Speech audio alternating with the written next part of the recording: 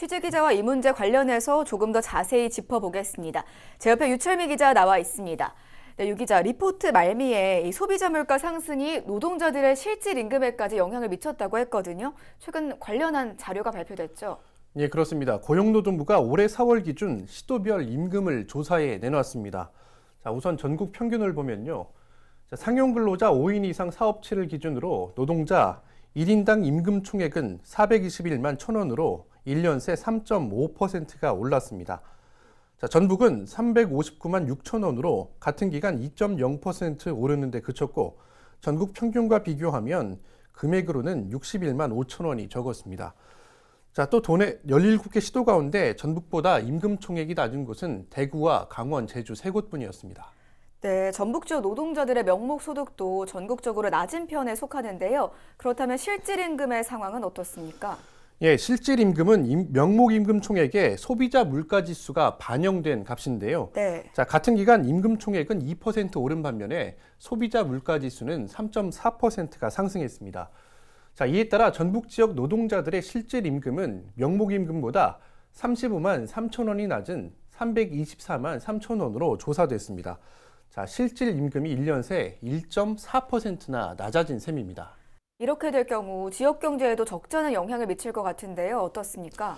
예, 그렇습니다. 실질 임금이 하락한다는 건 그만큼 가게가 쓸 여윳돈이 적어진다는 거고, 자, 여기에 고금리로 이자 부담까지 들고 있어 가처분 소득은 낮아질 수밖에 없습니다. 자, 이렇게 되면 소비가 위축되고 내수가 침체하는 악순환으로 이어질 우려가 높습니다. 네. 자, 다시 말해 노동 조건은 경기와 밀접하게 연관돼 서로 영향을 미치게 되는 겁니다. 자, 이렇다 보니 최소 노동 조건과 관련한 기준을 만드는 등 노동시장의 패러다임을 바꿔야 할 때라는 지적도 나오고 있는데요. 관련해서 전북노동정책연구원의 강문식 연구위원을 만나 현재 상황과 진단을 그리고 대안을 짚어봤습니다. 네, 노동자들이 실질 임금이 줄어들기 시작했단 말이에요. 네. 이런 현상에 대해서 좀 어떻게 분석하고 계십니까?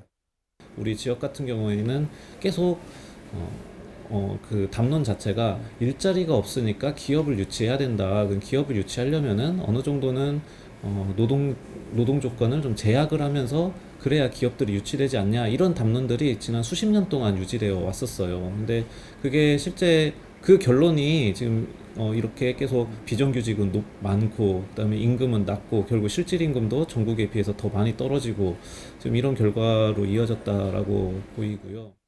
이 최소한의 노동 조건에 대한 가이드라인을 좀 만들자, 그런 그 제안을 하셨는데 그게 어떤 부분입니까? 네, 수 있도록, 그러니까 우리 지역으로 기업이 오면 우리 지역에 숙련된 노동력들이 함께 일을 할 수 있어요 라는 것들이 오히려 강점으로 제시가 돼야 된다. 그것이 그런 전략으로 가야 된다라는 거고, 그러기 위해서는 당연히 숙련된 노동력들에게는 적정한 어떤 조건들이, 노동 조건들이, 대가들이 보장이 되어야 되는 거죠.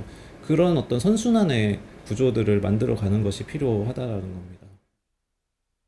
지자체 혹은 정부의 보조금들을 받거나 지원을 받는, 여러 가지 지원을 받는 기업들이 많이 있는데, 이런 기업들부터 그다음에 공공기관도 상당히 비중이 크죠. 우리 지역에서 이런 곳들에서부터 어떤 전북형 노동 표준들이 수립이 되고 적용이 되어 가기 시작한다면 당연히 상당한 영향이 퍼져 나가게 될 겁니다. 뭐 그게 당장 올해 시작한다고 올해 그렇게 영향이 뭐 전체 사업장에 미치진 않겠지만, 뭐 한 1년, 2년, 3년 이렇게 지나고 최소한 5년 안에는 그런 영향들이 선순환 구조가 형성될 수 있으리라 그렇게 보고 있습니다.